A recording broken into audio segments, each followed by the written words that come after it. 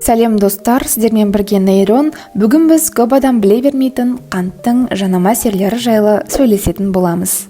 Видеоны бастамас бұрын каналға тіркеліп, комментарийға видео жайлы өз ойыңызды қалдыруды ұмытпаңыз. Қанттың көп адам біле бермейтін жанама әсерлеріне тоқталмастан бұрын, ең алдымен қанттың бұған дейін белгілі болған жанама әсерлерімен танысайық. Бауырдың май басуы, ішке май жиналуы, көмірсуларға ынтық болу, аштық сезімнің артуы, глаукома мен катаракта секілді көз аурулары, бүйрек аурулары, тромбоз секілді қан тамыр аурулары, шаршаңқылық пен мазасыздық, холестерин, триглицеридтердің жоғарылауы, кариес, ұйқысыздық, жиі кіші дәретке бару, әсіресе түнгі мезгілде, сұйықтықтың ысталуы және қан қысымының жоғарылауы. Бұл қанттың белгілі әрі танымал жанама әсерлері болатын. Енді қанттың көп айтылмайтын жанама әсерлерін айтамын. Қанттың танымал емес жанама әсерлері. Алғашқысы ерлердегі бедеулік. Қант сперматозоидтардың санына және эрекцияға әсер ете алады. Екіншісі, қант әйелдерде поликистозный яичники синдромдағыдай бедеулікті шақыра алады. Себебі артық қант инсулинді жоғарылатады, ал инсулин өз кезегінде андрогендерді жоғарылатады. Андрогендердің жоғарылауы әйелдердегі бедеуліктің басты себептерінің бірі болып табылады. Үшіншісі, қантты тұтыну инсулиннің деңгейін жоғарылатады, ал инсулин организмде су мен тұзды ұстап тұратын альдостеронның деңгейін жоғарылата алады. Бұл организмдегі қысымды жоғарылатып, ісінулер шақырады. Ісінулер көбінесе тобық аймағында орналасады екен. Төртіншісі, көп қант тұтыну кандидалардың өсуіне жағдай жасайды. Тілдегі ақ налет секілді кандидоз, сонымен қатар организм ішіндегі кандидоз.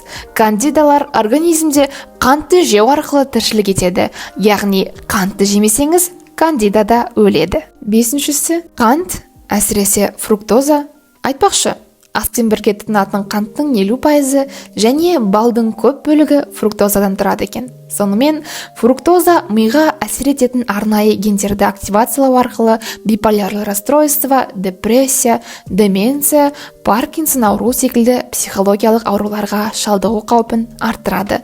Бұл эпигенетикалық факторларды жай ғана қантты рационнан алып тастау арқылы шектесеңіз болады.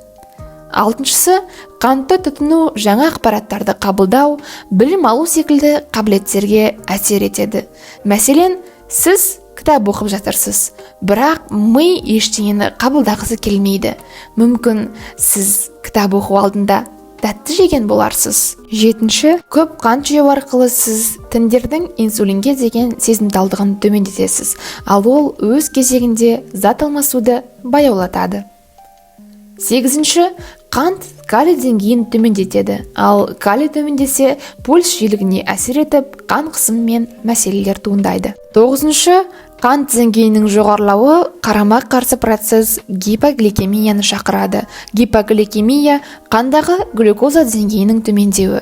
Алайда, қанттың деңгейі көп болса, неге қанның құрамында аз? Мұның барлығы инсулиннің әсерінен. Инсулин қанттың деңгейін төмендетіп, қандағы гипогликемияны шақырады. Ал гипогликемия мазасыздық, уайымшылдық, діріл, көмірсуға деген ынтықтықты өзінен бірге алып келеді. 10-шы, қантты көп тұтыну организмде кисталардың түзілуіне әсер етеді. Мәселен, Бейкер кистасы және тағы да басқалары. Осымен біздің бүгінгі видеомыз өз мәресіне жетті. Соңына дейін қарағандарыңызға рахмет. Келесі видеоларда көріскенше.